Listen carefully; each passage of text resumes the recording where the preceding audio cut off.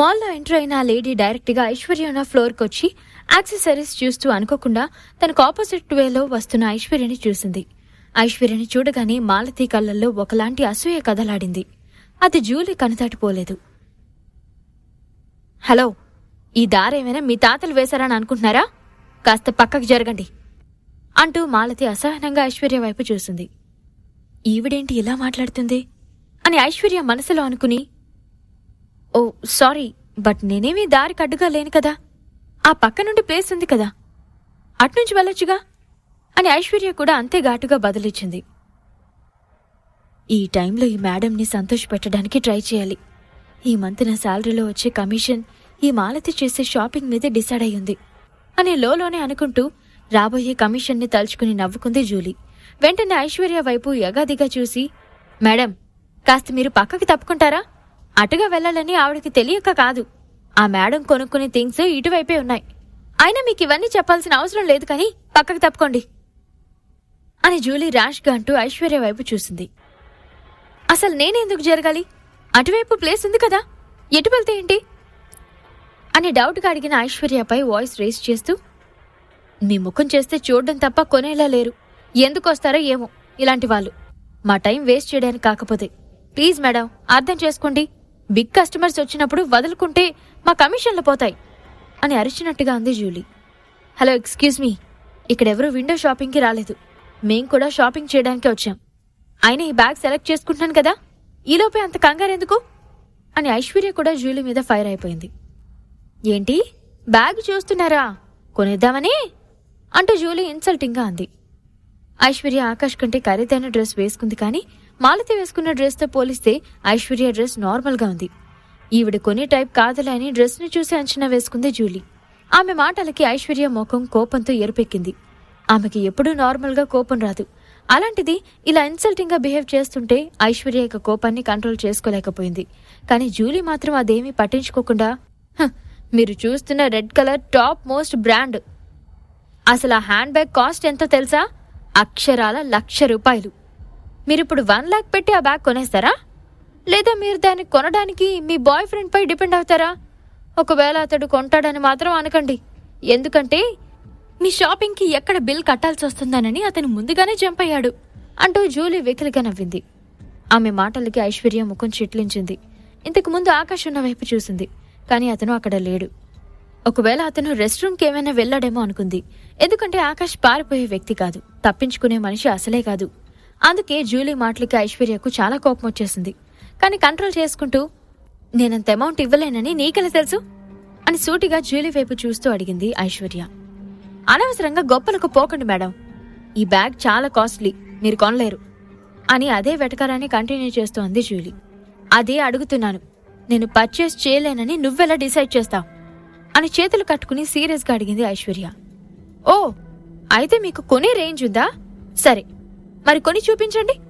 మీరు కొన్నారు అంటే నేను ఇక్కడ సేల్స్ గర్ల్గా మానేసి మీ హౌస్లో మెయిడ్గా జాయిన్ అయిపోతాను అని జూలీ వెటకారంగా అంది. ఆ బ్యాగ్ని కొని జూలీ పొగరు అనగగొట్టాలి అనుకుంది ఐశ్వర్య. ఓకే, మీరు నా కార్డ్ని స్వైప్ చేయండి అనేసి ఐశ్వర్య తన వ్యాలెట్లో నుండి డెబిట్ కార్డ్ తీసి ఇచ్చింది. అందులో 10 lakhs ఉన్నాయి కాబట్టి ప్రాబ్లం లేదు అనుకుంది. ఈ కార్డులో అమౌంట్ ఏమైనా ఉందా, లేదా ఫేక్ కార్డుతో మమ్మల్ని మోసం చేయాలనుకుంటున్నారా అని అంది జూలీ. కానీ ఈసారి ఆమె గొంతులో వెటకారానికి బదులు చిన్నపాటి టెన్షన్ ఉంది. ఎందుకంటే ఐశ్వర్య అలా కార్డ్ స్వైప్ చేయమంటుందని జూలీ ఎక్స్పెక్ట్ చేయలేదు. ఒకవేళ ఇప్పుడు ఐశ్వర్య నిజంగానే బ్యాగ్ని కొనేస్తే అప్పుడు వాళ్ళ ఇంట్లో ఎక్కడ మేడ్గా చేరాలోనని జూలీ టెన్షన్. నా దగ్గర అమౌంట్ ఉన్నది లేనిది స్వైప్ చేస్తేనేగా తెలిసేది, అది వదిలేసి ఈ తొక్కలో క్వశ్చన్స్ ఏంటి అని ఐశ్వర్య చిరాగ్గా అంది. తనకి ఆకాష్కి కూడా ఆ బ్యాగ్ కొనే స్టేటస్ లేదని జూలీ అన్నందుకు ఐశ్వర్యకు చాలా కోపంగా ఉంది. జూలీకి మాత్రం టెన్షన్తో చెమటలు పట్టడం స్టార్ట్ అయింది. అనవసరంగా దీంతో పెట్టుకున్నాను. ఈవిడ గారి ధైర్యం చూస్తుంటే నిజంగానే ఆ బ్యాగ్ కొన్నట్టుంది. ఒకవేళ ఇది కొంటే ఈ రోజుతో నా జాబ్ పోవడం గ్యారంటీ. సే జూలీ, ఎవరెట్టుపోతే నీకెందుకే, పైగా మేడిగా చేస్తాను, మెహందీ పెడతాను అంటూ మంగమ్మ శపథాల ఒకటి నీ మొహానికి. జారావుగా నోరు, అనుభవించిక అని జూలీ తనని తండ్రి తిట్టుకుని కార్డ్ స్వైప్ చేయబోయింది. సరిగ్గా అప్పుడే పక్కనున్న మాలతి వచ్చి ఐశ్వర్య చేతిలో ఉన్న రెడ్ కలర్ హ్యాండ్ బ్యాగ్ని లాక్కుంది. తనకి నచ్చిన బ్యాగ్ని ఆవిడ కావాలంటుంది. దాంతో ఆ బ్యాగ్ని ఇప్పుడు ఎవరికివ్వాలా అని జూలీ ఆలోచనల్లో పడింది. మాలతికిస్తే తనకి ఏదో ఒక రివార్డ్ ఇస్తుందనుకుని జూలీ హ్యాపీగా ఫీల్ అయింది. పైగా మేడ్ అనే ఆప్షన్ కూడా పోతుంది. అందుకే మాలతికి సపోర్ట్ చేస్తూ, ఓకే మేడం, మనీ పే చేసేయండి, బ్యాగ్ని ప్యాక్ చేసేస్తాను అని మాలతిని చూసి అంది జూలీ. ఐశ్వర్యను ఇరిటేట్ చేయడానికి మాలతి ఆ బ్యాగ్ని కొనాలని డిసైడ్ అయ్యిందని జూలీకి అర్థమైంది. ఐశ్వర్య ఫ్రస్ట్రేట్ అయింది. ఈవిడెందుకు ఇలా చేస్తుంది అనుకుంటూ, చూడండి, ఫస్ట్ లుక్లోనే ఆ బ్యాగ్ నాకు చాలా నచ్చింది. ఫస్ట్ టైం చూసింది నేనే, సో ఆ బ్యాగ్ నాది. మధ్యలో వచ్చి ఏంటి ఇలా మాట్లాడతారు అని ఐశ్వర్య అనగానే, ఫస్ట్ చూస్తే ఏంటి, నాకు నచ్చింది నాకే దక్కాలి అంతే అంటూ మాలతి వాయిస్ రైజ్ చేసింది. మీరు ఫస్ట్ రావాల్సింది, లాస్ట్ మూమెంట్లో వచ్చి అదే బ్యాగ్ కావాలంటే ఎలా అంటూ ఐశ్వర్య కూల్గా ఉండడానికి ట్రై చేస్తూ అంది. నేను ఫస్ట్ అయినా వస్తాను, తర్వాతైనా వస్తాను, అడగడానికి నువ్వెవరు? మాలతి చాలా కోపంగా అంది. ఐశ్వర్య కూడా చాలా కోపం వచ్చింది. బట్ ఆ టైంలో సపోర్ట్కి అక్కడ ఆకాష్ కూడా లేడు. అందుకే గొడవ మంచిది కాదని సైలెంట్గా ఉండిపోయింది. జూలీ రెస్పెక్టివ్గా బ్యాగ్ని మాలతి చేతికిచ్చింది. అది తీసుకున్న తర్వాత మాలతి ఐశ్వర్య వైపు నవ్వుతూ చూసింది. ఇది నా రేంజ్ అన్నట్లు. ఛా, ఇలా సరెండర్ అయిపోయినేంటి అనుకుంటూ తనని తానే తిట్టుకుంది ఐశ్వర్య. అదే టైంలో మాలతి వయ్యారంగా నడుచుకుంటూ ఐశ్వర్య వైపు వెళ్లి తన చేతిలో ఉన్న బ్లాక్ చాక్లెట్ మిల్క్ కాఫీని పట్టుకుని టచ్ చేసినట్టు బిల్డప్ ఇస్తూ తన మీద ఐశ్వర్య మీద కూడా పడేటట్టు వంపేసింది. మళ్ళీ ఏమీ తెలియనట్టు ఐశ్వర్య వైపు చూసి, యూ ఇడియట్, నా మీదే కాఫీ పడేస్తావా, నీకెంత ధైర్యం అంటూ మాలతి చిందులు తొక్కింది. కాని అంతటితో ఆమె కోపం చల్లారలేదు. వెంటనే, నీకు కళ్ళు కనిపించడం లేదా, లేకపోతే ఆ కళ్ళని ఇంట్లో పెట్టుకుని షాపింగ్కి వచ్చావా అంటూ రూడ్గా బిహేవ్ చేస్తూ ఐశ్వర్య అందమైన చెంపపై చాచి పెట్టి ఒకటి కొట్టింది. దాంతో మిల్కీ బ్యూటీలా ఉండే ఐశ్వర్య చెంప ఎర్రగా కందిపోయింది. ఆ దెబ్బకి ఐశ్వర్యకు దాదాపు పిచ్చి పట్టినట్టయింది. మాలతిని కావాలని పడేసుకుని మళ్ళీ తననెందుకు కొట్టింది అని అనుకుంటూ తిరిగి మాలతిని కొట్టడానికి ఐశ్వర్య చెయ్యెత్తింది. కాని అది గమనించిన మాలతి ఐశ్వర్య కడుపులో గట్టిగా ఒక పంచ్ ఇచ్చింది. అసలే ఐశ్వర్య అస్థిపంజరంలా ఉంటుందేమో. ఇక ఆ దెబ్బకి కంట్రోల్ చేసుకోలేక వెళ్లి బ్యాగ్స్ ఉన్న షెల్ఫ్ పై పడింది. ఆ ఫోర్స్కి తల బ్యాక్ సైడ్ గట్టి దెబ్బ తగిలి కింద పడింది. నాతోనే పెట్టుకుంటుందా, ఎంత గడ్స్ తనకు అంటూ సనుక్కుంది మాలతి. మాలతి, మీరు బాగానే ఉన్నారు కదా అంటూ జూలీ హడావుడిగా తన ముందుకొచ్చింది. బట్ కింద పడిన ఐశ్వర్యని మాత్రం పట్టించుకోలేదు. ఇట్స్ ఓకే, నో ప్రాబ్లం, నువ్వొక్క పని చెయ్యి. ఆ లేడీ ఇందాకటి నుండి నిన్ను కూడా విసిగిస్తుంది కదా, సో ఇప్పుడు నువ్వు రివెంజ్ తీర్చుకో. తనని ఎన్ని చెంపదెబ్బలు కొట్టాలనిపిస్తే అన్ని కొట్టు, దానికోసం నేను నీకు 2 lakhs ఇస్తాను అని మాలతి ఐశ్వర్య వైపు కోపంగా చూస్తూ జూలీకి ఆఫర్ ఇచ్చింది. ఆ అమౌంట్ వినగానే జూలీ కళ్ళు ఆనందంతో పెట్రోమాక్స్ లైట్లా వెలిగిపోయాయి. 2 lakhs అంటే మామూలు విషయం కాదు. అక్కడ షాపింగ్ గైడ్గా కొన్ని సంవత్సరాలు చేసినా అంత డబ్బు రాదు. మేడం, ఎన్ని దెబ్బలు వేయమంటారు, అది కూడా మీరే చెప్పండి అని జూలీ అతి వినయంగా అడిగింది. నీకు ఎన్ని దెబ్బలు కొట్టాలనిపిస్తే అన్ని కొట్టు, నీ ఓపిక అయిపోయే వరకు కొట్టు. బట్ ఈరోజు అందంగా ఉన్న దాని ముఖాన్ని అందవిహీనంగా చేసేయాలి అని కసిగా అంది మాలతి. ఓకే ఓకే అంటూ జూలీ చాలా ఉత్సాహంగా ఐశ్వర్యను కొట్టడానికి ఆమె వైపు వెళ్లి ఆమె ముఖం మీద చేతి గుర్తులు పడేంత గట్టిగా కొట్టింది జూలీ. ఇక కొట్టి కొట్టి అలుపొచ్చి వెనక్కి వెళ్లి నిల్చుంది. స్పాట్లో మాలతి జూలీ చేతిలో 2 lakhs పెట్టింది. ఆ డబ్బుని చూడగానే ఉత్సాహంతో స్పృహ కోల్పోతుందేమో అనిపించింది జూలీకి. అంత అమౌంట్ సంపాదించడం మరీ ఇంత ఈజీ అని ఆమె కల్లో కూడా అనుకోలేదు. ఆ సంతోషంతో ఐశ్వర్య మొహం మీద మరో చెంపదెబ్బ కొట్టింది. అదే టైంలో ఆకాష్ కాల్ మాట్లాడేసి లోపలికొచ్చాడు. అప్పుడే ఐశ్వర్యని చూడగానే ఆకాష్ కంట్లో నీళ్లు తిరిగాయి. ఐశ్వర్య కళ్ళు మూసుకునింది. ఆమె తల వెనుక నుండి రక్తం కారుతూ ఉంది. తగిలింది చిన్న దెబ్బ అయినా రక్తాన్ని చూసేసరికి ఆకాష్ తట్టుకోలేకపోయాడు. అతనొచ్చిన విషయాన్ని కూడా పట్టించుకోకుండా జూలీ రాక్షసులా నవ్వుతూ ఐశ్వర్య చెంప మీద మరోసారి కొట్టింది. హేయ్ బాస్టర్డ్, వదులు, లేదంటే చంపేస్తాను అంటూ ఆకాష్ షాపింగ్ మాల్ దద్దరిల్లేలా అరిచాడు.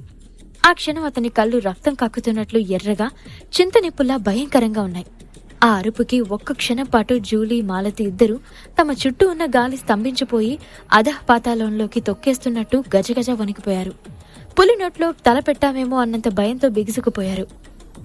మరుక్షణంలో ఆకాష్ మెరుపు వేగంతో చురుకుగా ముందుకు దూసుకుపోయాడు. ఆ నెక్స్ట్ మినిటే జూలీ చెంప మీద ఫాట్ మన సౌండ్ వినిపించింది. ఒక్క చెంప దెబ్బతో జూలీ శరీరం నేరుగా గోడకు బలంగా తాకింది. ఆ హఠాత్ పరిణామానికి ఏం జరిగిందో అర్థం కాక జూలీ మైండ్ బ్లాక్ అయింది. ఆ ఒక్క దెబ్బతో ఎవరో ఆమె ఎముకల్ని పనిగట్టుకుని విరిచేస్తున్నట్టుగా అనిపించింది.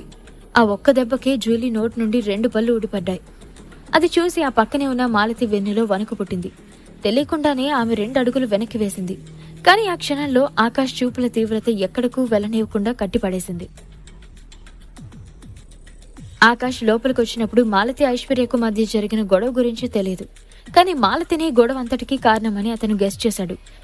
ఎందుకంటే జూలీని చూస్తే ఆమెకంత గడుచున్నట్టుగా కనిపించలేదు. ఏ, నువ్వేం చేస్తున్నావో నీకన్నా తెలుస్తుందా? ఒకరిని కొట్టడం చట్టవిరుద్ధం అంటూ మాలతి హెచ్చరిస్తున్నట్టు గట్టిగా అరిచింది. అవునా? అలాంటప్పుడు తననెందుకు కొట్టారు అంటూ ఐశ్వర్య వైపు చూపిస్తూ కోపంతో పళ్ళు కొరుకుతూ అరిచాడు ఆకాష్. ఎందుకంటే అది కాఫీని నా మీద ఒలకబోసింది. ఊరికనే ఆమెను కొట్టడానికి నాకేమైనా పనిలేదనుకుంటున్నావా అని మాలతి గట్టిగా అంది. ఓ గుడ్, వెరీ గుడ్ అని ఆకాష్ పిడికిలి బిగించి కోపాన్ని అణుచుకుంటూ మెల్లగా అన్నాడు. నా దగ్గరికి రావడానికి ప్రయత్నించకండి, నేను పోలీసులకి రిపోర్ట్ చేస్తాను అంది మాలతి. పోలీసులను పిలిచి ఆకాష్ని భయపెట్టడానికి ఆమె ఆలోచన. బట్ పోలీస్ మాట ఎత్తేలోగాని ఆకాష్ మాలతి చెంపను చెల్లుమనిపించాడు. అది సరిపోక అదే చోట 2 సార్లు చెంపదెబ్బ కొట్టాడు. దాంతో మందంగా ఉన్న మాలతి మేకప్ ముఖం లావుగా ఉబ్బిపోయింది. మాలతి ఉన్న చోటనే స్టాచ్యూలా ఉండిపోయింది. ఆమె కళ్ళు బయర్లు కమ్మినట్టు అయ్యాయి. కానీ ఆకాష్ చేసేదానికి జూలీ మాత్రం కోపాన్ని కంట్రోల్ చేసుకోలేకపోయింది. ఆమె అకస్మాత్తుగా ఉన్మాదిలా అరుస్తూ ఆకాష్ వైపు పరిగెత్తింది. అది చూసిన ఆకాష్ కాస్త పక్కకి జరిగి మళ్లీ జూలీ చెంప మీద బలంగా కొట్టాడు. వెంటనే మాలతిని కూడా కొట్టాడు. దాంతో మాలతి నేల మీద దొర్లుతూ అమ్మా, అయ్యో అంటూ ఏడవడం స్టార్ట్ చేసింది. ఆకాష్ ఆమెను వెళ్లనివ్వాలని అనుకోలేదు. అతను ఒక అడుగు ముందుకు వేసి తన కాలు పైకెత్తి మాలతి చేతిని వెనుకకు గట్టిగా మెల్లతిప్పాడు. పటపటమంటూ ఆమె చేతి ఎముకలు విరిగిన సౌండ్ వినిపించింది. అమ్మా అని వేటగాడి చేతికి చిక్కిన లేడి పిల్లలా గట్టిగా అరిచింది మాలతి. భరించలేని నొప్పితో మాలతి నుదుటిపై నరాలు తేలి భయంకరంగా కనిపిస్తున్నాయి. అంతేకాక ఆమె ముఖం ముదురు జగురు రంగులోకి మారిపోయింది. జూలీ ఇంకా నేల మీద అలాగే మూలుగుతూనే ఉంది. అంతవరకు జరిగిన సన్నివేశం సినిమా రీళ్లులా తెరలుగా గుర్తుకు తెచ్చుకుంటూ భయంతో వణికిపోతుంది. అప్పటికి ఆమె ఒళ్లంతా చెమటలతో తడిసి ముద్దైపోయింది. జూలీ పైకి లేవడానికి చాలా అవస్థపడుతూ ఉండేసరికి ఆమెకు లేవడానికి మరో అవకాశం ఇవ్వకుండా ఆకాష్ జూలీని మళ్లీ కిందకి నెట్టేశాడు. ప్లీజ్ వదిలేయండి అని వేడుకోలుగా అంది జూలీ. ఆకాష్ వెంటనే తన షూ కాలితో జూలీ కాలుని బలంగా తొక్కుతూ, ఏంటి వదిలేయాలా? నా ఆయుష్ని కొడతావా? అనుభవించు అని ఆకాష్ సీరియస్ గా అన్నాడు. అతను అలా చేయడం చూసి ఐశ్వర్య మనసు కదిలింది. ఆకాష్ అంటూ అదే టైంలో ఐశ్వర్య మూలుగుతూ లేచింది. ఐశ్వర్య, ఆర్ యు ఫైన్ అంటూ ఆకాష్ హడావుడిగా ఐశ్వర్య వద్దకు వెళ్లి ఆమెను తన చేతిలోకి తీసుకున్నాడు. ఆకాష్, దెబ్బ కొంచెం పెయిన్ గా ఉంది అని అమాయకంగా చెప్తున్న ఐశ్వర్యని చూడగానే ఆకాష్ గుండె బాధగా మూలిగింది. ఐశ్వర్య ఎప్పుడూ అలాంటి పెయిన్ని అనుభవించలేదు. తనని అలా ఒంటరిగా వదిలేసి బయటికి వెళ్లినందుకు ఆకాష్ తనని తానే తిట్టుకున్నాడు. పర్వాలేదు, ఏం కాలేదు, భయపడకు, నిన్ను హాస్పిటల్కి తీసుకెళ్తాను అంటూ ఆకాష్ భారంగా శ్వాస తీసుకుంటూ అన్నాడు. అప్పుడు అతను నేలపై మూలుగుతూ ఉన్న మాలతి జూలీ వైపు చూశాడు. అతని కళ్ళల్లో వాళ్ళని చంపి పాతేయాలన్నంత క్రోషం కనిపించింది. మీ ఇద్దరిని అస్సలు వదిలిపెట్టను అని ఆకాష్ సీరియస్ గా అన్నాడు. అప్పుడు ఎవరో అక్కడికి వస్తున్నట్టుగా బూట్ల చప్పుడు వినిపించింది. ఆ కాసేపటికే బ్లాక్ సూట్ ధరించిన ఒక వ్యక్తి సెక్యూరిటీ గార్డుల టీంతో పరిగెత్తుకొచ్చాడు. ఈ బ్లాక్ సూట్ మ్యాన్ ఎవరు? ఆకాష్ ఐశ్వర్య చిక్కుల్లో పడతారా? తెలుసుకోవాలి అనుకుంటున్నారా? ఈ ప్రశ్నలకు సమాధానాలు తెలుసుకోవాలంటే నెక్స్ట్ ఎపిసోడ్ వినాల్సిందే. క్రింద ఇచ్చిన లింక్ ని క్లిక్ చేసి పాకెట్ ఎఫ్ఎం యాప్ ని ఇన్స్టాల్ చేసుకోండి. Stay tune to pocket FM.